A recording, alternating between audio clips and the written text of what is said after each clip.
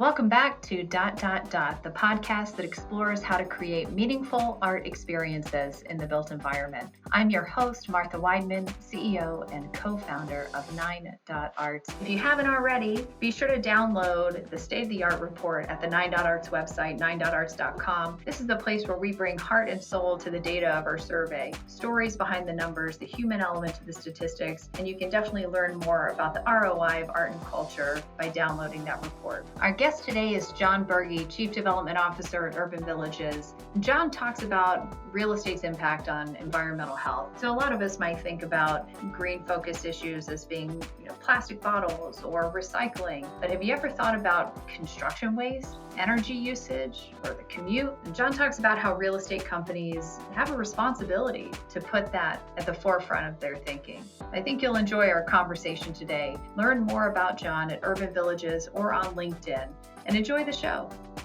Hey everyone, welcome back to the 9.arts podcast, where we look to bring the art and soul of statistics together following our state-of-the-art report. And today we have Jon Buerge, Chief Development Officer at Urban Villages. And he's here to tell us a little bit more about art and culture and the impact on the built environment and city building. Jon, thank you so much for being on the show. Thank you, Martha. It's a pleasure to be here. Let's start by just opening it up with an introduction. Can you tell us a little bit more about what you do, who you are, how you got there, and why it matters?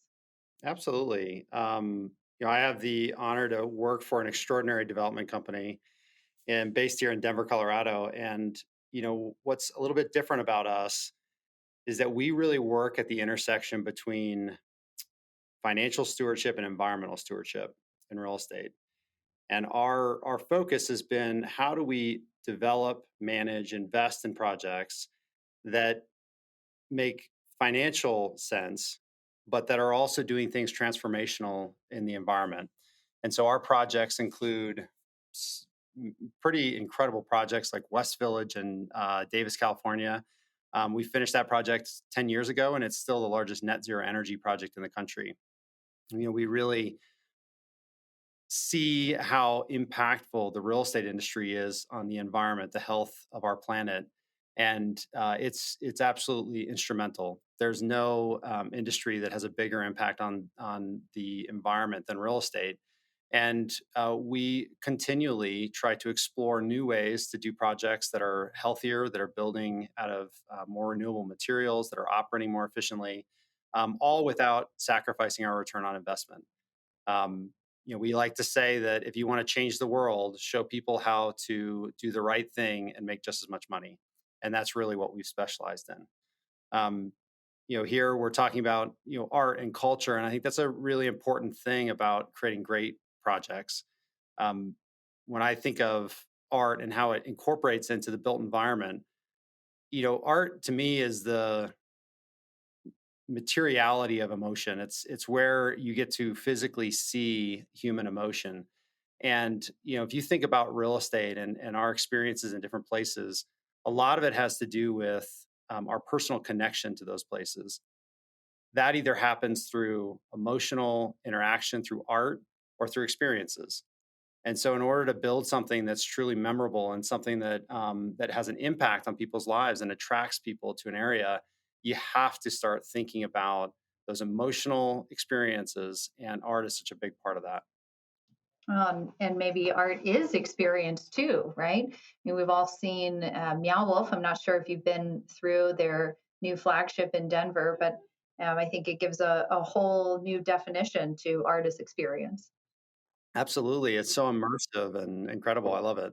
So when you think about the impact of real estate on the environment, I mean, gosh, the construction industry uh, really has such a massive impact that I think many people don't even realize. So could you elaborate a bit more on how you achieve those goals? Like, are there some specific examples of things that you're doing to know how you're executing on that big picture of stewardship?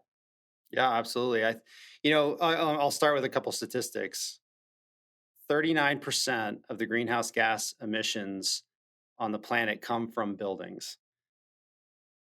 Over half of the materials that we extract from the planet go into the built environment. And over half of the materials that we throw into landfills in the United States come from construction waste.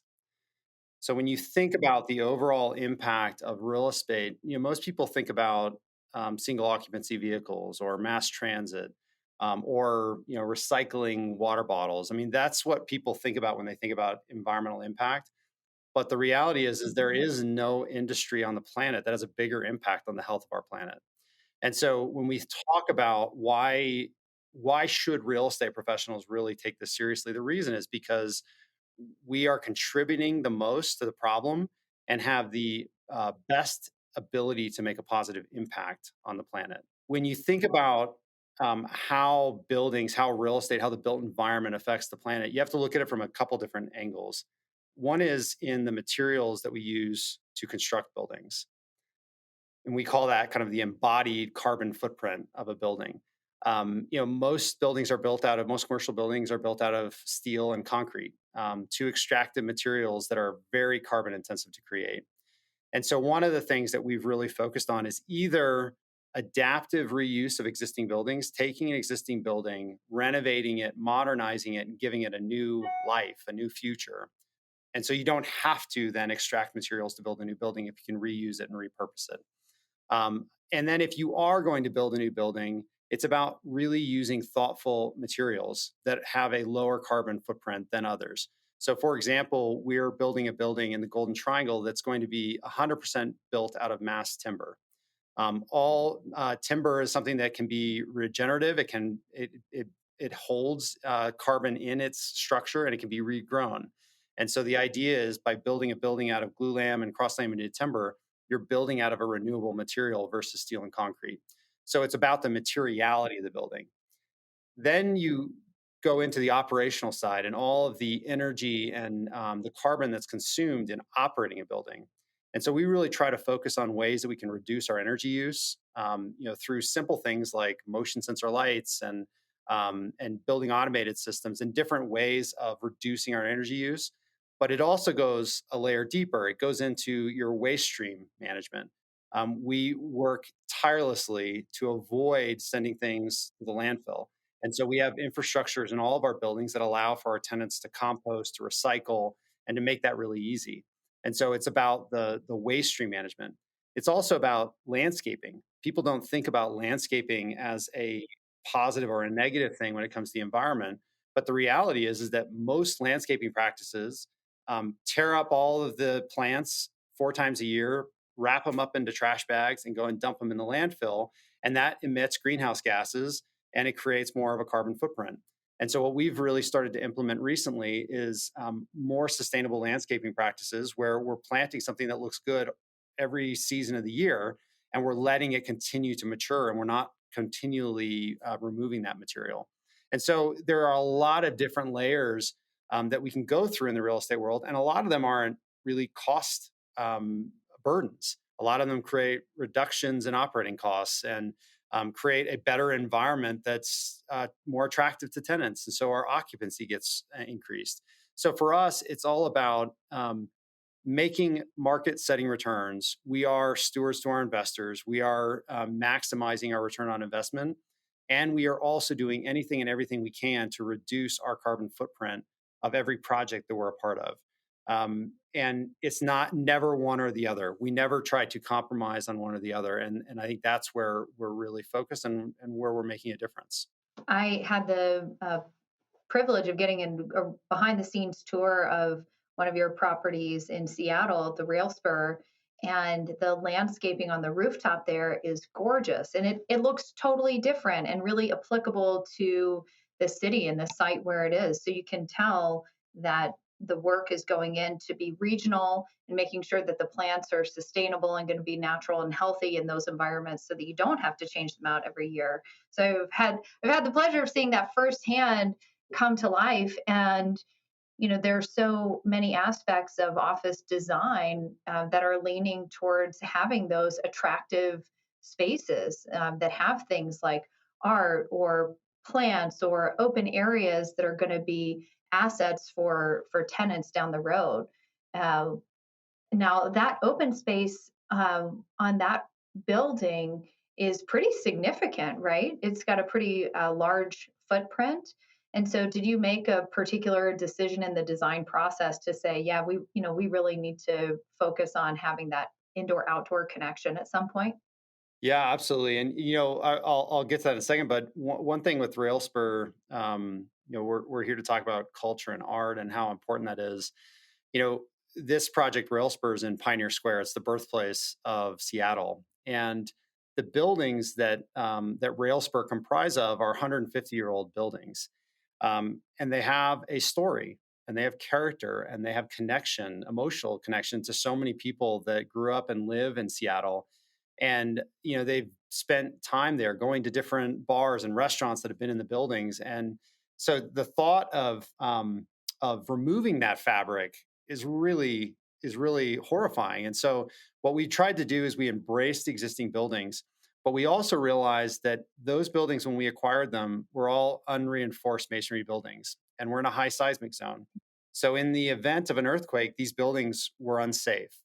The other thing that we realized is that, from an energy standpoint, from an environmental standpoint, they're archaic. They leak energy and heat and cooling at an extraordinary level, and so they're not very efficient.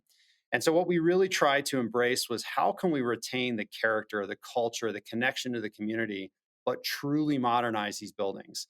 So Railspur is the largest LEED Platinum building. We were able to take this historic building and take it all the way to the highest environmental energy efficient rating. But we were also able to preserve the look, the character, the feel, so much that we were able to get historic preservation tax credits. So one thing that we're really proud about with that project is we thread the needle between this need to preserve culture and community with modernizing from an environmental standpoint. And that's a really tricky thing to do. And we were able to do it pretty masterfully at Railspur. And that's something we're very proud of. The other aspect of this, as you talked about, is public space. And more and more, I think that there was already a trend before COVID, but during COVID, I think we've all realized the importance of public spaces, and spaces that can be active and vibrant and bring people together in a safe environment. And what we were able to do at Railspur is take the natural layout of the buildings and create some really dynamic public spaces, where we can create true experiences, invite the public into the private domain in a curated way. And so, these alleys and these rooftops are open to the public, but they're also opportunities for us to bring in art and lighting and outdoor dining and other things and landscaping in a way that creates a really curated experience that's open to everybody. And I think that's something that we're seeing more and more. We're seeing a lot of it here in Denver, with Dairy Block and Larimer Square and some of these places that have really embraced the public domain. And I think Railspur's the next great example of that in Seattle. Well, being there in Pioneer Square, I mean, what an iconic location to be a part of, and just gorgeous historic buildings. Have you been on the underground tour in Seattle from the historic district there? I have. It's interesting and then terrifying at the same time. So I have to ask, do you have underground tunnels that connect different parts of rail spurs? There is that secret, the secret tip? We do, but unfortunately for the tours, you can only access them through our buildings. So we have, I don't know if you noticed, but all throughout Pioneer Square, there are these little purple prisms, these little glass bricks that are embedded into the sidewalks. And in the past, they did that because they wanted to allow light down into these underground tunnels. And so when we had to rebuild the whole sidewalks, and we decided to bring those back in a modern way, and so we were able to put those same purple glass prisms in, but then we lit them from below in the tunnels. And so when you walk by at night, you kind of get this beautiful purple glow out of the sidewalks themselves.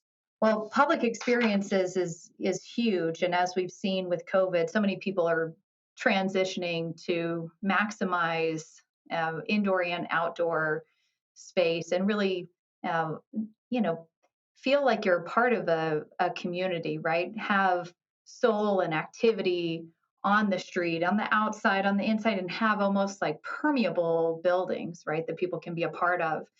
So you mentioned we talked a bit about Rail Spur and that alleyway you have that's going to be really dynamic. Tell us a bit about Larimer because you had some great success with that over the past years too. Yeah, Larimer Square, for anybody that's listening, I mean, it is such a special property, and we were really honored to be a part of that for about 6 years.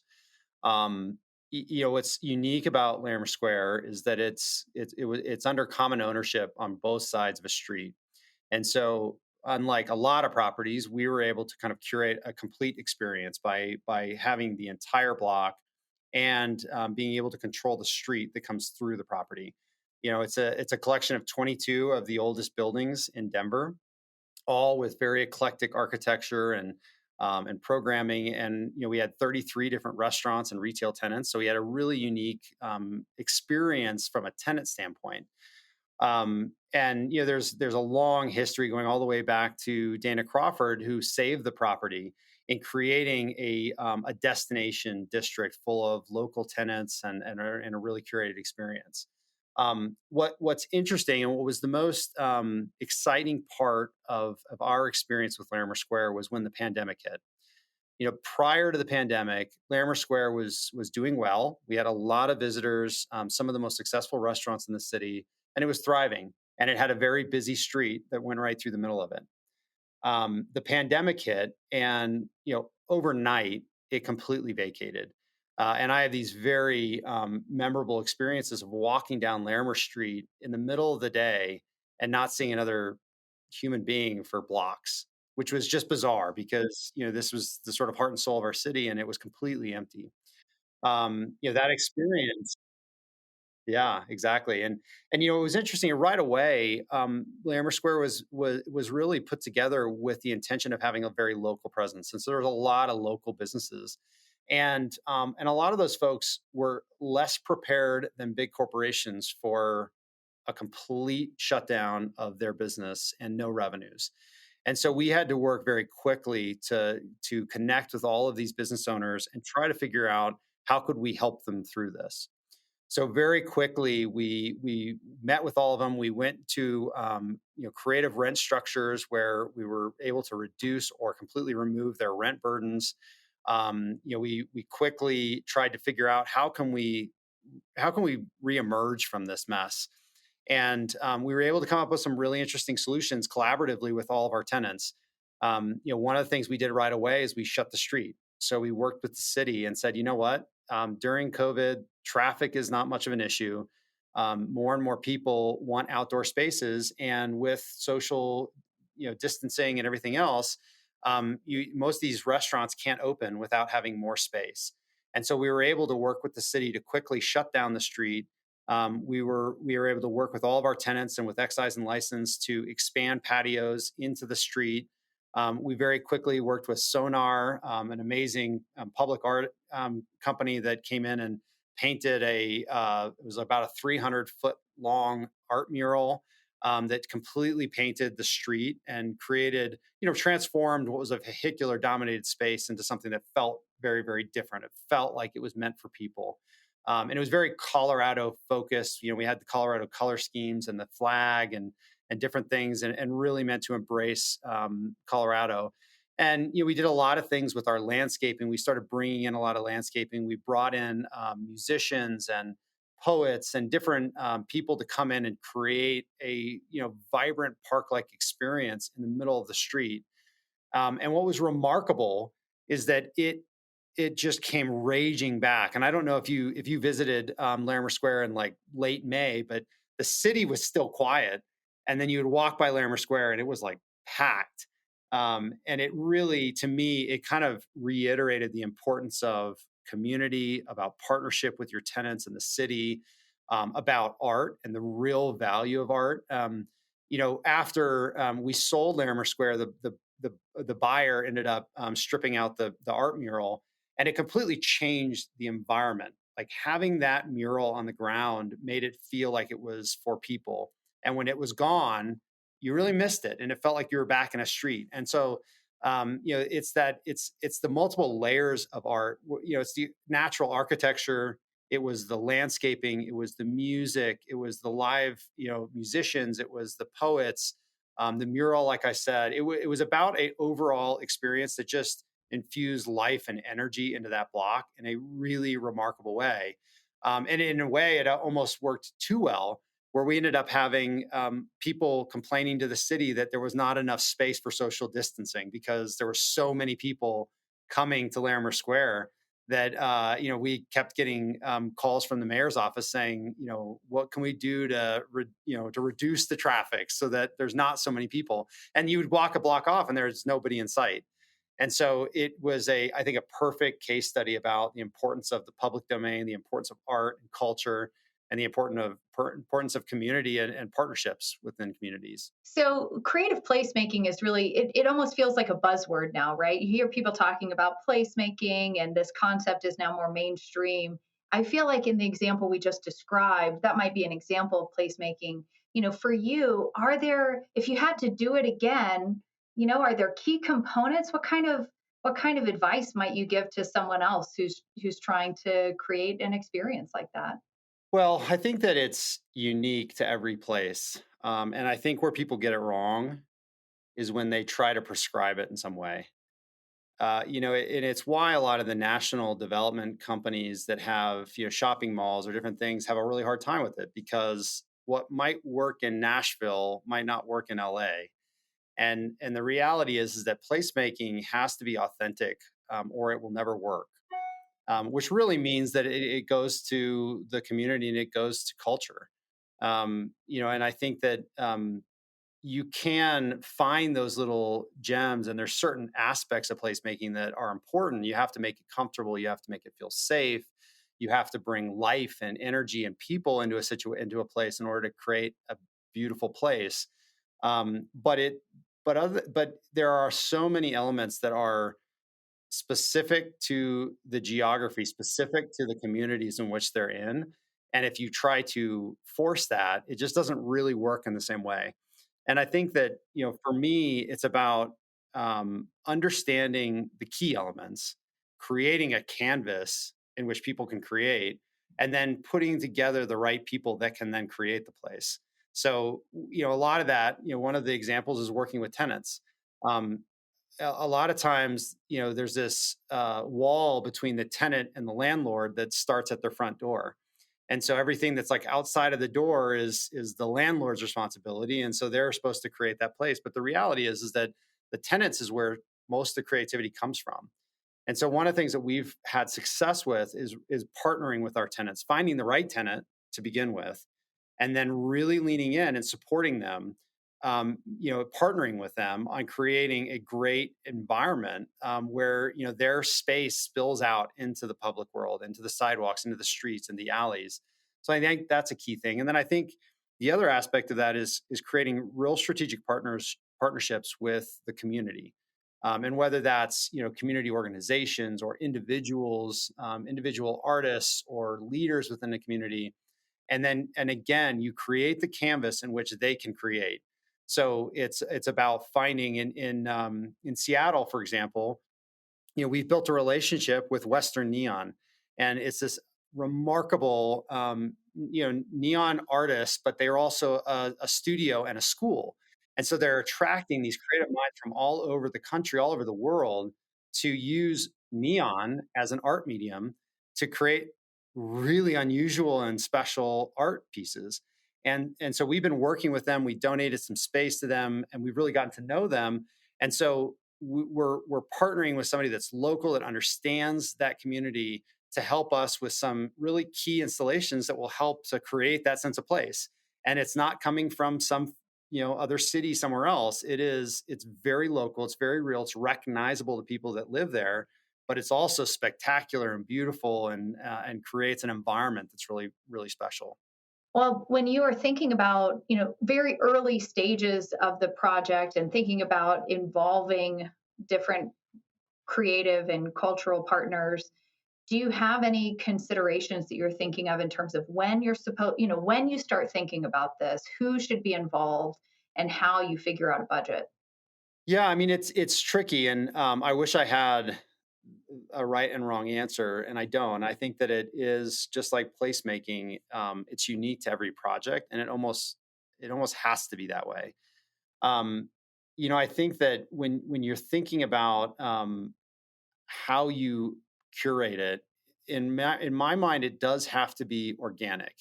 I think that a lot of times when people do come in and say, "I'm going to create this amazing experience," and it's sort of curated from the beginning, um, there's a high risk that you're going to get something wrong, and it's also going to feel a little bit less authentic. And so, to me, a big part of it, and it's just like with Railspur and working with Nine Dot Arts, is you have to have an idea of what the tenant makeup is going to be, who are going to be in different spaces, and what's that going to look like, and what are your tenants' expectations and thoughts and ideas, and how do you bring that all together? Because if you do it too early, you don't have great synergy and partnership with your tenants. And my You hope, don't want to feel contrived. Yeah. right, right. So my hope is that it's not about a landlord and a consultant and an artist and coming in and saying this is what we want it to be.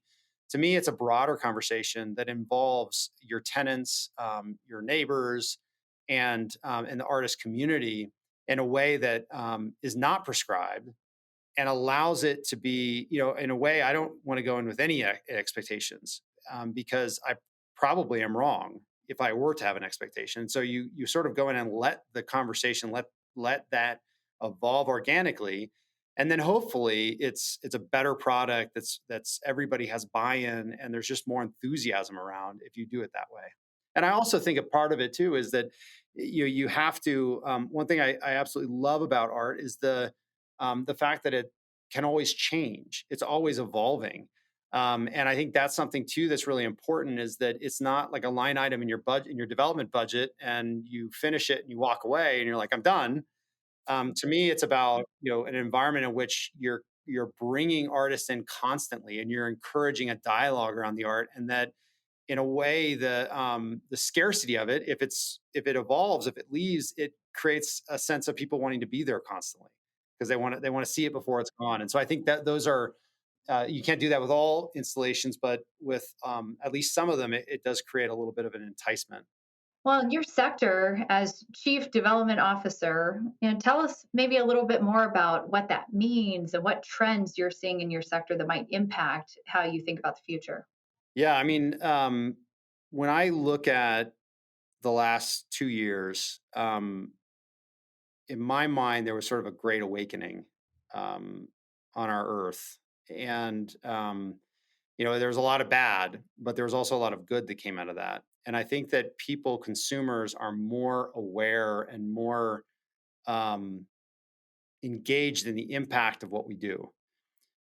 We've always sort of focused on the environmental stewardship side of things, and it's been an uphill battle for us. We will do something that's environmentally progressive, and tenants don't care, and they don't really, they don't make a decision based on it. And so it's been hard to justify those things economically. I think what's happened is people have kind of awakened to this idea that there is something greater than us. There is something greater than my individual perspective, my individual life. And now, for the first time in my career, I'm starting to see, you know, people when they're picking their apartments asking questions about energy efficiency and materiality and environmental impact. You're starting to see people gravitate more and more to local businesses and responsibly sourced materials. You're starting to just see more consumers, and that's driving businesses to be more focused on it, and that's driving investors to be more focused on it. And so when I look at trends in our industry, um, good luck trying to find an investor that doesn't at least ask a question about ESG criteria. ESG is environmental social governance criteria. So now all of a sudden, investors, it's not just about money anymore. It's primarily about money, but they also want to make sure that they're not investing in something that's irresponsible for the environment, that's irresponsible socially, or irresponsible from a governance standpoint. And so when I think of that from a real estate standpoint, what that means is that there is a very, very real trend towards greener buildings, towards locally more authentic businesses to experience. People have a lot more choice now. We can work remotely, we can travel, we can do things differently now. And so it's about, where do you want to go for the experience? And as a real estate professional, I have to think about, how is my building, how is my project going to attract people? Why are people going to want to be a part of this project? And it's not so much about rent and location as much as it is about experience, and how people feel, and what the community that's created around a place is. So it's not going to be for every place and for every real estate project, for every investor, but there's a growing population of people that really care about the impact of their decisions, and I think that materially affects real estate. Could you tell us about a piece of artwork or a personal art experience that made an impression on you or that was especially memorable? I had never been to Santa Fe growing up, and I was able to go probably about 15, 20 years ago for the first time. And it's not a specific um, installation or a specific painting or anything that made an impact. But what I experienced visiting Santa Fe for the first time was a community that prioritized art in a way that I've never seen in the other community. And they had this kind of art walk thing, this festival going on when I was there, and it was like the community realize and embrace art in a way that I've never seen in any other community, and it was really special. It kind of galvanized that whole community.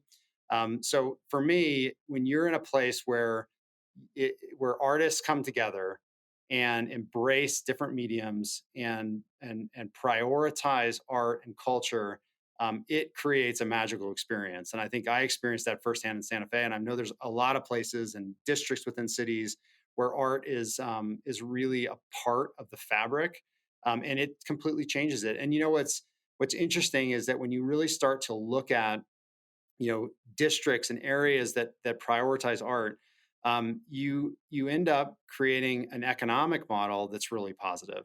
People want to be there, they are attracted to it. Restaurants do better in those districts. People want to live near those districts.